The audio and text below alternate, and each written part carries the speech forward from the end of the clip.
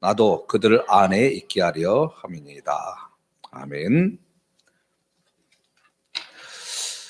벌써 2021년 10일이 지났습니다. 어제까지만 해도 눈이 많이 내리고 지금도 약간 눈기발이 날리고 그렇게 해서 눈이 많이 쌓여 있는데요. 이번 주에는 온도가 많이 좀 올라가고 다시 또 후반부에 이렇게 눈이 또 내린다고 하는데 감기 조심해야 되겠습니다. 몇 년 전에는 교회에 선교관에 얼어버려가지고 수도가 밥도 제대로 먹기 힘들고 그런 일이 있었는데 그런 에피소드가 오히려 기도했던 것처럼 정말 추억이 되고 그래서 미리 좀 물을 틀어놨어요. 그래서 교회가 얼지는 않았습니다. 그래서 화장실 가는데도 지장 없게 다 되어 있습니다. 특별히 항상 새해 첫 주간 또 신년 특별 새벽 기도회를 했는데요. 뜯는다고 했는데 잊어먹고 제정신이 아닙니다. 예배 후에 되도록 하겠습니다만은 새벽에는 오지 못했지만 유튜브로 또 라이브톡으로 함께 적게는 10명 정도, 또 많게는 15명 이 숫자들이 계속 함께 했던 것 같아요. 설교 영상 올린 것은 또 여러 분들이 함께 보신 것 같기도 하고요. 코로나가 아니었다면 새벽에 생중계를 하고 이런 것들은 생각하지도 못했을 텐데 계속 함께했던 내용을 또 영상으로 또 남겨서 새로 오신 분들이나 우리들도 기본에 충실한 삶이 무엇인가 이것을 알 수도 있고 또 살필 수도 있어서 오히려 더 감사가 됐습니다. 특별히 이렇게 눈이 내려서 아예 움직이지도 못하는 그런 상황이었는데 중계를 또 해서 함께할 수 있어서 더 큰 감사가 됐죠.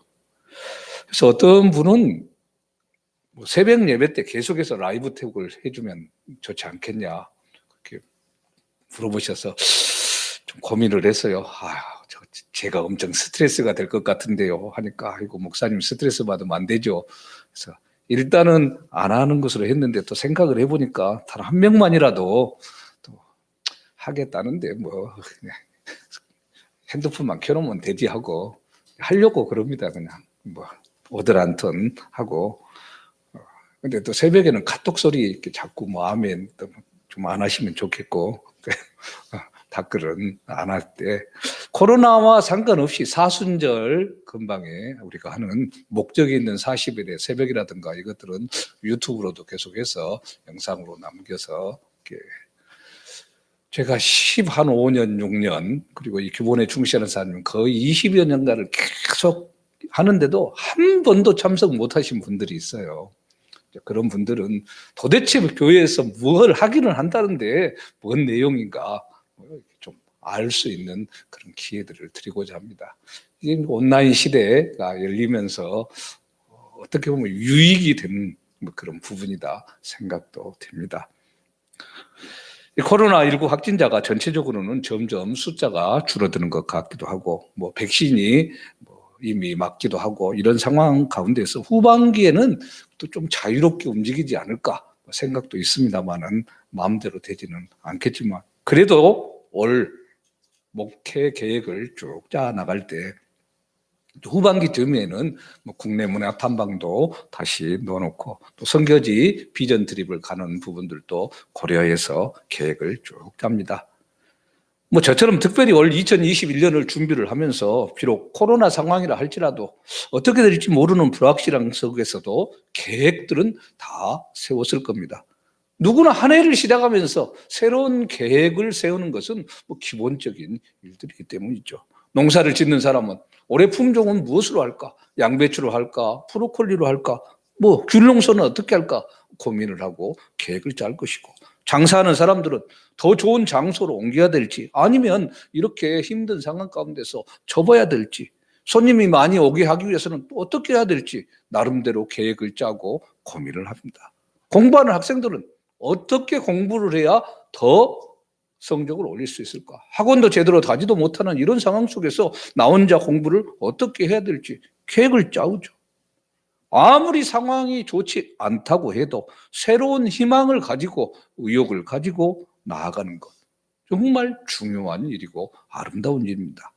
근데 문제는 이런 계획, 이런 소망을 가지고 얼마나 오랫동안 그것을 유지해 나갈 수 있는가. 이것이 문제죠. 그래서 뭐 작심삼일 해서 3일도 안 돼가지고 다 끝나버린다 그러는데 작심삼일을 3일마다 계속 해 나가면 뭐 되지 않느냐 이렇게 이야기도 하기도 합니다. 그런데 분명하게 우리 그리스도인들은 하나님께서 우리의 계획을 인도해 주시고 세워주시고 이끌어 가신다는 사실, 이것을 먼저 알고 나가야 됩니다. 그래서 예레미야 선지자는 예레미야 33장 1절 2절에서 이렇게 말씀합니다.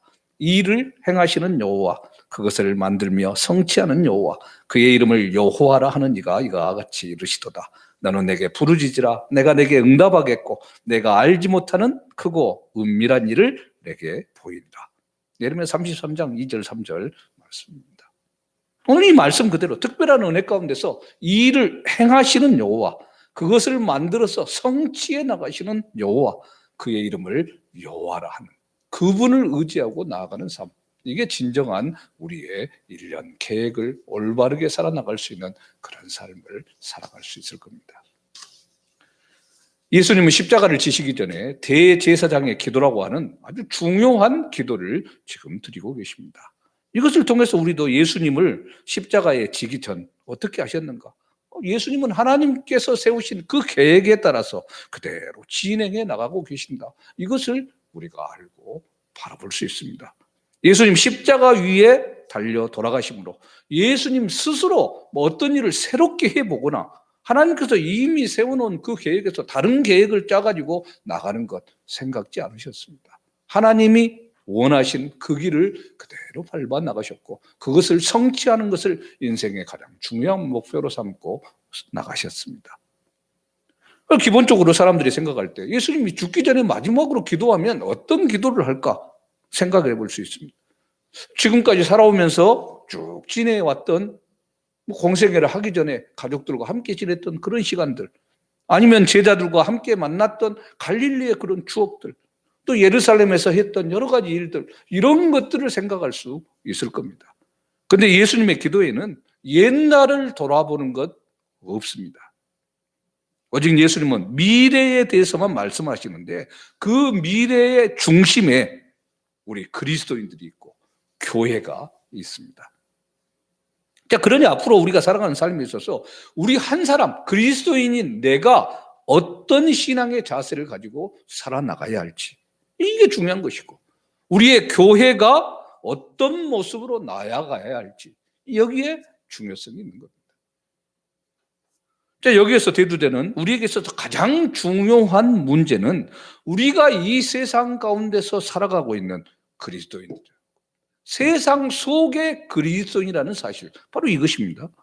지난주 금요일 새벽에 국가의 기본에 충실한 삶을 이야기하면서도 다뤘는데요. 우리는 기본적으로 두 개의 나라에 속해 있는 사람들입니다. 하나는 대한민국이라는 육의 나라에 속한 국민이고, 또 하나는 천국, 즉 하나님의 나라에 속한 영의 나라, 그 하나님 나라의 국민이라는 사실입니다.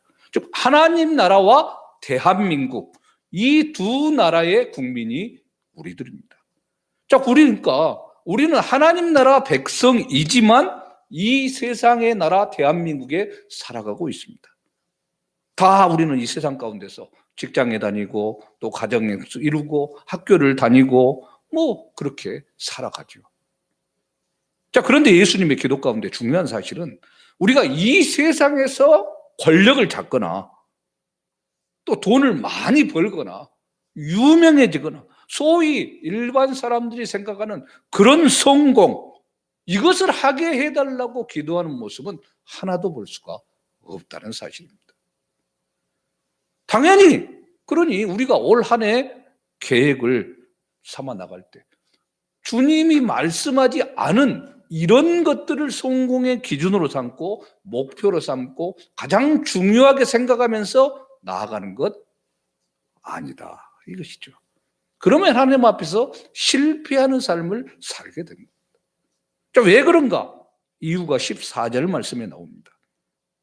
내가 아버지의 말씀을 그들에게 주었사오매 세상이 그들을 미워하였사오니 이는 내가 세상에 속하지 아니함 같이 그들도 세상에 속하지 아니함으로 인함이니라. 자, 분명한 사실은 우리는 우리의 의사와 상관없이 누군가는 다이아몬드 수저를, 누군가는 금수저를, 누군가는 흙수저를 물고 이 세상에 태어나서 누군가의 자녀로 살아갑니다. 근데 이런 세상의 신분이 아닌 영적 신분을 가진 하나님의 나라 백성인 우리 그리스도인들에게 예수님은 뭐라고 말씀합니까? 내가 아버지의 말씀을 그들에게 주었사오매. 이렇게 말씀합니다. 지금 이 말씀은 하나님의 백성이 어떤 신분에 있든 간에 세상에서 어떻게 살아가든 간에 가장 중요한 것은 하나님의 말씀을 듣는 것이다. 이 말씀입니다. 확실하게 기억해야 할 사실은 우리가 믿음 가운데 성숙한 그리스도인이 되었던 아니면 아직도 나약한 그리스도인이든 상관없이 일단 우리가 예수 그리스도를 구주로 믿고 하나님의 말씀을 들은 후에는 하나님의 말씀을 듣지 않은 사람들처럼 그렇게 살아가는 삶, 이제는 불가능하게 되었다는 사실입니다. 그 이유가 뭐냐? 하나님의 말씀이 우리의 믿음의 눈을 뜨게 해 주셨기 때문입니다. 처음에야 눈부셔가지고 제대로 눈을 뜨지도 못하고 그냥 실루엣만 보였을 수도 있습니다. 그러나 어쨌건 우리가 선글라스를 써서 선글라스면 지금 현재 이것으로 보는 것과 전혀 다른 모습으로 보이잖아요. 색깔이 다르게 보이죠. 자, 그런 것처럼 우리가 믿음의 눈을 떠서 이미 봐버렸기 때문에 다른 사람처럼 안 본 것처럼 그렇게 살아가는 것은 이제는 불가능하다. 이 말씀입니다. 소위 물건을 살 때 환불 불가 이게 되었는 것과 똑같습니다. 이미 예수님을 믿고 중생에서 영원한 생명을 소유하고 그리스도인이 된 사람은 이제 아예 교환할 수도 환불할 수도 없는 것처럼 옛날로 돌아갈 수가 없습니다. 자, 일반 사람들의 기본적인 소원, 새해 첫 번째 나누는 인사가 뭡니까? 복 많이 받으세요. 그러죠. 남들보다 더 성공적인 삶을 사는 것, 이것입니다. 남들보다 대학도 더 좋은 대학을 가고 남들보다 좀 더 좋은 직장에 들어가고 남들보다 더 좋은 조건 속에서 결혼하고 남들보다 더 좋은 부모가 되고 남들보다 좀 더 성공적으로 사업을 하고 이게 목표죠. 이게 계획이고. 그런데 우리가 하나님의 말씀을 듣고 하나님의 은혜를 받는 그 순간부터 이런 세상의 모든 인생의 성공, 설계도는 이제 의미가 없어져 버리고 맙니다. 왜냐? 우리의 인생이 우리가 예측할 수 있는 방향으로 나아가지 않기 때문입니다. 어느 한순간. 그래서 삶의 목표가 사라진 것 같은 그런 잠시 혼란의 시간이 있습니다. 도대체 어디로 가서 무엇을 하다가 어떻게 지내야 될지 모르는 그런 인생이 되어버린 것 같습니다. 한마디로 우리가 예수님을 믿는 그 순간부터 일반 사람들처럼 탁탁탁 계획을 세우고 평범하게 사는 것, 포기 되어버린 삶. 이게 그리스도인의 삶입니다. 우리는 이미 이 세상 사람들과 다른 사람들입니다. 아예 국적이 다른 나라 사람이에요. 그래서 뭐라고 예수님은 말합니까? 세상이 그들을 미워하였사오니 이는 내가 세상에 속하지 아니함 같이 그들도 세상에 속하지 아니함으로 인합니다. 우리가 세상에 속하지 않았다 말씀합니다. 그런데 세상 사람들은 우리가 하나님 때문에 변하는 것을 원하지 않습니다. 세상은 우리가 국적이 바뀌어졌다고 할지라도 예전처럼 똑같이 평범하게 살아가기를 원합니다. 우리가 그렇게 하기만 한다면 세상은 우리에 대해서 아무런 말도 하지 않을 것입니다. 그런데 우리의 변화된 생각, 우리의 가치관, 이런 생각들이 세상을 아주 불편하게 만듭니다. 사실 우리도 예수 믿고 난 후에 옛날처럼 다른 사람처럼 그냥 평범하게 살고 싶어요. 그런 순간들이, 그런 생각들이 순간순간 일어납니다. 완전히 천국 백성의 삶으로 적응하는 데 시간이 걸리니까 세상을 바라보는데 자꾸만 옛날 거 생각나고 옛날처럼 행해지고 그런 모습이 나타납니다. 자, 그러니 이제는 우리가 살든지 죽든지 하나님 안에서 신앙 안에서 살아갈 수밖에 없는 그런 모습으로 나갑니다. 국적이 바뀌었는데 옛날의 모습처럼 어떻게 살아갈 수 있겠습니까? 손흥민 축구 선수가 요즘 영국 토트넘이라는 그 팀에서 아주 골을 잘 넣고 있어요. 100골 넣고 150골. 자, 그러다 보니까 더 좋은 팀에서 스카우트를 한다, 어쩐다 이렇게 말들이 많은데 지금 팀에서 연봉을 더 줄 수도 있다, 이렇게도 이야기를 하기도 해요. 그런데 처음 손흥민 선수가 독일 팀에서 뛰었어요. 그리고 이제 영국으로 건너와서 왔습니다. 근데 옛날에 독일 팀에 있었다고 독일 팀과 영국 팀이 경기를 하는데 옛날 팀 소속으로 뛸 수 있겠습니까? 말도 안 되죠. 지금 영국 팀 소속인데. 우리의 소속이 이렇습니다. 옛날에 그 소속에 있었다고 해서 지금 현재 하나님 나라 소속이면서 옛날 소속처럼 살아갈 수 없다는 얘기입니다. 그래서도 안 되는 것이고 분명하게 자기의 소속을 알고 그 자리에서 최선을 다해야 되는 거죠. 때로 세상의 길은 자기가 하고 싶은 대로 마음대로 하는 것 같고 가고 싶은 대로 마음대로 가는 것 같은 넓은 길인 것 같고 넓은 문이 열려지는 것 같습니다. 자기 마음대로 능력을 발휘하면서 살아가는 것처럼 그렇게 보입니다. 그런데 신앙의 길은 우리 마음대로 할 수 없습니다. 그러다 보니까 남들이 가기 힘든 좁은 길을 가게 되고 남들은 출세의 넓은 길을 달려가는 것 같은데 우리는 좁은 길을 걷다 보니까 속도도 제대로 내지도 못하는 것 같고 달려갈 수도 없는 것 같습니다. 그런데 이 좁은 길이 세상에 그 어느 길보다도 가장 빠른 지름길이고 최고로 안전한 길이고 천국으로 가는 길이라는 사실, 우리는 이것을 알아야 됩니다. 구약 성경에서 출애굽을 한 이스라엘 백성들이 실패했던 이유, 이것은 자기들이 지금 애굽을 떠나면서 완전히 새로운 나라 백성이 되었다는 것, 새로운 인종이 되었다는 것을 제대로 알지 못하고 인정하지 못했기 때문입니다. 하나님께서 이스라엘 백성들한테 뭐라고 얘기하셨습니까? 사람이 떡으로만 살 것이 아니요 하나님의 말씀으로 살 것이니라 말씀합니다. 근데 어느 누가 떡으로 살지 않고 말씀으로 삽니까? 말이 됩니까? 세상 사람들의 기준으로는 이게 말이 되지가 않습니다. 아니, 일용할 양식을 먹어야 사는 것이지 무슨 말씀, 성경 말씀, 그게 무슨 소리냐? 하나님의 말씀이 무슨 소용이냐? 소위 말해서 교회 가면 밥이 나오냐, 떡이 나오냐, 그런 이야기를 자주 해요.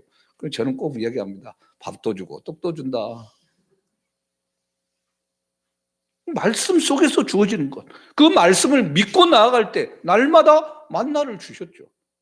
목마르지 않게 반석을 쳐서 생수를 주셨습니다. 그야말로 이 말을 믿고 그대로 따라가는 사람들, 일반 사람들이 볼 때는 제정신이 아닙니다. 이상한 인종이에요. 그래서 하나님 나라 새로운 백성으로 살아가기 위해서는 옛날의 습관도 버리고 사고도 버리고 온전히 말씀으로 나가야 되는데 이스라엘 백성들은 그렇게 하지 못했죠. 일반 사람들은 자꾸 옛날을 생각하고 옛날로 말씀이 아닌 떡으로 살려고 하다가 광야에서 실패한 인생을 살게 된 거죠. 자, 그러니 우리가 예수를 믿고 난 후에는 아예 우리가 하나님의 말씀을 듣고 난 후에는 우리가 이 세상 가운데서 살아가기가 힘들지. 이 세상 사람들과 새로운 종족으로서의 삶을 살아가야 되니까 자꾸 부딪힙니다. 뜻과 생각이 다를 수밖에 없어요. 이런 우리를 보고 세상 사람들 기분 나빠하죠. 기분 좋아라 하면 정상적이 아니죠. 좀 심하게 말하면 싸가지 없다고 하고 지그들만 잘났다고 하는 것이고, 그러니 당연히 개독교 나오는 것이고 핍박과 환란이 있을 수밖에 없죠. 이건 예수님이 다시 오시지 않는 그때까지, 오실 때까지 계속해서 되어질 일입니다. 초대교회 때에도 그랬고 지금도 그렇고 너무 과하게 그냥 기분 나쁘거나 반응할 필요가 없어요. 당연한 것입니다. 자, 이제 그러면 우리가 하나님의 특별한 백성이 되었다고 한다면 그러면 이제 무엇을 위해서 어떻게 살아가야 하는 겁니까? 15절입니다. 내가 비옵는 것은 그들을 세상에서 데려가시기를 위함이 아니요 다만 악에 빠지지 않게 보전하시기를 위함입니다. 자, 주님이 비는 건 뭡니까? 악에 빠지지 않게 보존하는 겁니다. 결론적으로 우리 이 세상에 살기는 살되 악에 빠지지 않는 것. 이게 주님이 원하는 것입니다. 자, 하나님의 거룩한 백성으로 계속해서 살아남아야 하는 것이죠. 우리가 이 말씀을 통해서 그래서 우리의 목표가 무엇이 되어야 하는가를 분명히 알아야 됩니다. 하나님께서 우리가 하나님의 나라 백성으로 이 세상 가운데서 살아갈 때 이 세상에서 어느 누구보다도 뒤지지 않고 성공적인 삶을 살아가는 것. 이게 우리의 1차적인 목표냐? 아닙니다. 그럼 무엇입니까? 어떤 위치에 있건 간에 무엇을 하든지 간에 제1로 중요한 것은 악에 빠지지 않는 것. 이것입니다. 그럼 여기서 또 하나 던지는 질문이 있어요. 우리가 이 세상에 살면서 악에 빠지지 않고 어떻게 살아갈 수 있습니까? 정말 죄를 짓지 않고 이 세상 가운데 살아갈 수 있습니까? 여러분은 가능한지 모르겠는데 저는 안 돼요. 불가능합니다. 왜냐? 이미 죄가 우리의 본성 안에 있기 때문이에요. 자주 말씀드렸지만 우리는 예수의 심장을 이식받은 사람들입니다. 자, 그렇다고 해서 우리의 피도 다 바꾸고 우리의 뇌도 다 바꾸고 우리의 몸, 장기 다 바꿨습니까? 아니죠. 심장은 예수님의 심장인데 몸은 옛날 몸이에요. 자, 그러니 우리가 예수님의 심장 때문에 살아는 있는데 생각하는 것이나 움직이는 것이나 그런 것들이 옛날 방식, 옛날 습관이 남아 있습니다. 자, 그래서 이 세상에 살면서 악에 빠지지 않고 하나님의 백성으로 남을 수 있기 위해서는 하나님의 말씀의 능력을 붙잡아야 되는 겁니다. 그게 17절에서 19절입니다. 그들을 진리로 거룩하게 하옵소서. 하나님의 말씀은 진리니이다. 아버지께서 나를 세상에 보내신 것 같이 나도 그들을 세상에 보내었고 또 그들을 위하여 내가 나를 거룩하게 하오니 이는 그들도 진리로 거룩함을 얻게 하려 함입니다.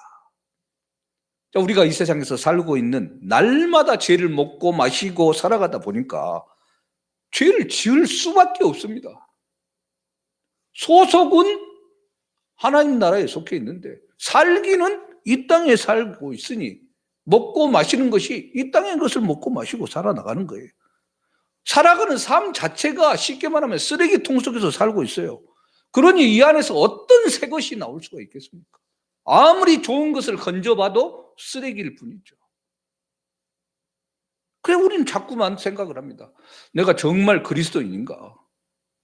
내가 이렇게 살고도 하나님의 자녀라고 할 수 있을까? 이런 생각이 드는 것 당연한 겁니다. 자, 그러나 하나님의 말씀 가운데 있으면 방금 쓰레기통에서 나온 것처럼 그렇게 악취를 풍기고 얼굴 자체도 뭐 죄에 덕지덕지 붙어있는 그런 모습이고 그런다 할지라도 세상에 빛이 되기는커녕 캄캄한 어둠 가운데 있는 상태라 할지라도 이 말씀으로 인해서 모든 죄가 다 씻겨지고 그 성질 자체도 변하게 됩니다. 그래서 표현할 때 이사야 1장 18절 말씀에서 너희의 죄가 주홍 같을지라도 눈과 같이 희어질 것이요 진홍같이 붉을지라도 양털같이 희게 되리라. 이렇게 말씀합니다. 아니 이게 말이 되는 얘기입니까? 뭐 피에 절어있는 예를 들면 완전히 그냥 빨간 그런 옷이 좀 눈으로 씻는다고 깨끗하게 될 수 있겠습니까? 눈처럼 희어질 수 있습니까? 안 되죠. 근데 조금 전까지만 해도 악에 물들어서 얼굴빛도 뭐 제대로 보이지 않았던 그런 악취만 풍기는 모습으로 살았던 사람이 하나님의 말씀을 듣고 난 후에 한순간 흰 눈보다도 더 깨끗해져서 예수님의 아름다운 향기가 우리 몸에서 풍겨나고 그 몸에서 빛이 나고 있는 거예요.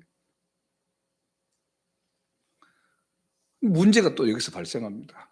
계속 문제인데 이 상태가 이 세상 가운데 살아나갈 때 계속 유지될 수 있는가? 말씀으로 변화된 우리의 삶이 항상 빛이 나고 주님의 향기를 바라고 그렇게 살아갑니까? 이것도 여러분은 되는지 모르는데 저는 안 되래요. 제가 이상한 건지. 근데 다 그러죠. 왜냐하면 이 세상 자체 살아가는 삶이 쓰레기통이기 때문이에요. 아무리 목욕을 깨끗하게 하고 크게 다 할수록 다시 들어가는 속이 쓰레기통인데 금방 더러워지죠. 그러니 우리는 계속해서 말씀으로 이 죄를 씻어내야 되고 변화시켜 나가는 과정을 계속 반복해야 되죠. 이 반복되는 과정, 이것을 신학용어로 성화 이렇게 이야기합니다. 주님이 다시 오는 날 영화롭게 되는 것이고요. 이 과정이 처음 예수 믿고는 힘들고 어렵습니다. 씻어내는 것 자체가 옛날에 습관이 있어서 붙어있는 것이 세요. 그래서 뭐 본드로 붙어진 것처럼 간신히 떼어냅니다.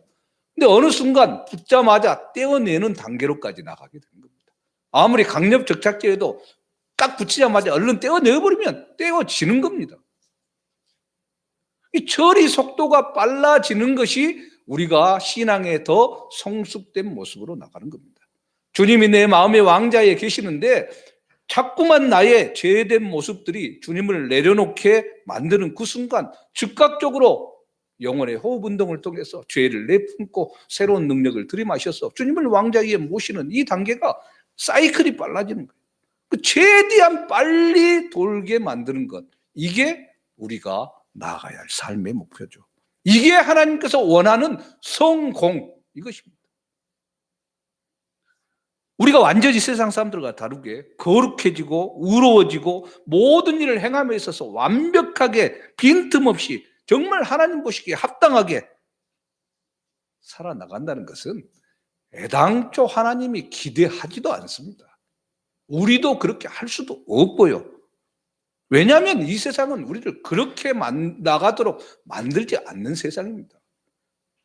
또 이 땅에서 우리가 그렇게 될 수 없다는 것 자체를 이미 주님은 다 알고 계시기 때문에 최소한 우리가 말씀 가운데 살려고 하고 말씀 가운데서 조금이라도 깨끗하게 변화된 모습을 보여주신다면 하나님은 그것만으로도 잘했다 칭찬하고 기뻐하시고 계속해서 우리에게 씻을 수 있는 힘과 능력을 더해 주시는 거죠. 그리고 또 뭐라고 말씀하십니까? 19절에 내가 나를 거룩하게 하오니, 주님은 이렇게 말씀하고 계십니다. 이 주님이 무슨 예수님이 죄가 있어가지고 그것을 거룩하게 만들 필요가 있어서 지금 하는 말이 아닙니다. 이 말은 우리를 죄에서 깨끗하게 하기 위해서 정말 중요한 지금 십자가의 그 죽음, 이것을 말씀하는 거예요. 그래야만 우리가 거룩의 자리로 들어갈 수 있기 때문이에요. 우리 인간의 죄가 이 세상에 다른 어떤 것으로는 지워지지 않고 오직 단 하나 예수님의 십자가의 그 피로 깨끗하게 씻어줄 수 있기 때문에 예수님은 자신의 피로 하나님 앞에 단 한 번 영원한 제사를 드리기로 작정하시고 그것을 향해 나아가시기 때문입니다. 자, 이제 그렇다면 하나님 나라 소속으로 이 세상 가운데 살아가고 있는 우리 그리스도인들이 어떻게 살아가는가? 우리가 또 세상 사람들한테 과연 어떤 모습을 보여줘야 하는 것인가? 자, 23절, 26절 두 절입니다. 23절, 곧 내가 그들 안에 있고 아버지께서 내 안에 계시어 그들로 온전함을 이루어 하나가 되게 하려 함은 아버지께서 나를 보내신 것과 또 나를 사랑하심 같이 그들도 사랑하신 것을 세상으로 알게 하려 함이소이다. 26절, 내가 아버지의 이름을 그들에게 알게 하였고 또 알게 하리니 이는 나를 사랑하신 사랑이 그들 안에 있고 나도 그들 안에 있게 하려 함이니이다. 자, 하나님께서 이 세상 사람들한테 보여주고 싶어하는 것, 우리가 알아야 될 사실, 이건 하나님의 엄청난 사랑입니다. 우리는 이 하나님의 사랑을 입은 자로 세상에서 하나님의 사랑을 실천하고 보여주고 나타내며 살아가야 하는 것이죠. 요한복음 3장 16절에 뭐라고 말씀합니까? 하나님이 세상을 이처럼 사랑하사 독생자를 주셨으니 이는 그를 믿는 자마다 멸망하지 않고 영생을 얻게 하려 하심이라 말씀하셨습니다. 이처럼 인간의 생각으로 도저히 상상할 수도 없고 감당할 수 없는 그 사랑입니다. 아예 이해할 수도 없는 그런 사랑. 그런 사랑을 도대체 다른 사람도 아니고 나 같은 죄인에게 왜 베풀어 주셨을까? 왜 하나님은 사랑받을 자격이 하나도 없는 우리를 이렇게 사랑해 주시고 심지어 아들을 십자가에 달리게 하시면서까지 구원해 주시는 것일까요? 왜 그렇습니까? 우리 머리로 도저히 이해할 수 없는 하나님의 사랑입니다. 파고 또 파도 이해할 수 없습니다. 우리는 그저 그 크고도 놀라운 사랑 앞에서 감사하고 찬양할 수밖에 없습니다. 아무리 우리가 살아가는 모습이 개판 5분 전이라 할지라도 우리는 하나님 나라에 소속된 그리스도입니다. 그리스도의 모습이 하나도 보이지 않게 죄로 온통 뒤집어지고 그렇게 한다 할지라도, 그런 죄인이라 할지라도 하나님 나라 백성이 되었다면 하나님 나라의 백성이 누릴 수 있는 모든 권한을 다 부여받았습니다. 우리의 소속? 하나님 나라 소속입니다. 지난 6일 미국 트럼프 대통령의 강성 지지자들이 미 의회를 난입을 해서 폭동을 일으켰어. 미국이 발칵 뒤집어졌죠. 뭐 트럼프 지금 탄핵한다고 지금 그러고 있고 며칠 남지도 않았는데. 자, 그렇다고 그 안에 들어갔던 그 사람들 미국 국적을 박탈당합니까? 아니죠. 살인죄를 저질렀다고 미국 국적 자르고 없죠. 총기를 난사한다고 미국 국적이 박탈당합니까? 아닙니다. 감옥에 들어가기는 하고 혼나기는 하고 사형 선고를 받고 무기징역을 받을지는 몰라도 국적은 그대로 그 국적을 유지하고 있습니다. 또 우리가 그렇습니다. 우리는 하나님 나라 소속으로 살아가는 하나님 나라 백성입니다. 그렇기 때문에 하나님은 예수님의 십자가 은혜를 우리 모두가 100% 누리면서 살아가기를 원하십니다. 이왕이면 정말 하나님 나라 백성된 그 자격을 온전히 누리고 누릴 수 있는 모든 권한을 활용하면서 이 세상에서 살아가기를 원합니다. 자, 그런데 주는 것은 100%를 줬는데 사용하는 것은 1%만 사용하고 있다면 주는 입장에서 생각해 보십시오. 기분 나빠버리죠. 아니, 100을 사랑하라고 전체 다 쓰라고 선물했는데 사용하는 걸 보면서 1%만 딱 사용하면서 에이, 별거 주지도 않았네. 주려면 좀 더 제대로 좀 주지. 이런 소리만 하고 있다면 제 성질 같았으면 가갖고 하나님은 이런 마음 아니겠습니까? 하나님은 정말 제대로 우리가 인생을 살아가기를 원하십니다. 자, 그렇다면 올 2021년 올 한 해 우리의 소속이 무엇인가를 확실하게 하고 나가야 되죠. 하나님 나라 백성으로 하나님께서 내게 주신 모든 것들을 정말 기쁨과 감격 속에서 활용하고 나누고 베푸는 그런 복된 삶을 살아가야 할 것이 아니겠습니까? 무엇을 계획하시겠습니까? 무엇을 계획하셨습니까? 어떻게 그것을 이루어 나가야 됩니까? 하나님 나라 백성으로 이미 세운 계획이 하나님이 개입되지 않는 계획이었다면 과감하게 뒤로 던져버리고 하나님이 보여주시는 그 길, 하나님이 기뻐하는 그 길, 하나님이 100% 줬던 그 부분을 내가 얼마나 과연 이뤄나가고 채워나가야 될 것인가, 그것을 고민하며 나아가는 2021년 한 해 되기를 주님의 이름으로 축원합니다. 아멘. 언제나 동일한 사랑과 은혜로 우리를 붙드시고 인도하시는 하나님, 하나님의 특별한 사랑을 입은 우리들 각자의 삶의 영역 속에서 하나님이 이끄신 하나님 나라 백성으로 아름답게 살아가기를 소망합니다. 우리는 자꾸만 하나님 나라 백성이지만 이 세상에 속해 있기 때문에 이 세상에 속한, 이 세상 나라에만 속한 그런 모습으로 살아갈 때가 많습니다. 그러나 이것들을 뒤로 하고 진정한 우리의 위치가 무엇인가를 생각하며 하나님께서 베푸신 모든 것들을 더 아름답게 이뤄나갈 수 있도록 주여 함께하여 주시옵소서. 주님의 놀라운 사랑과 은혜를 체험받는 우리의 복된 삶이 되기를 소망하고 함께하시는 예수 그리스도 이름으로 기도합니다. 아멘. 다 같이 나서 찬송 545장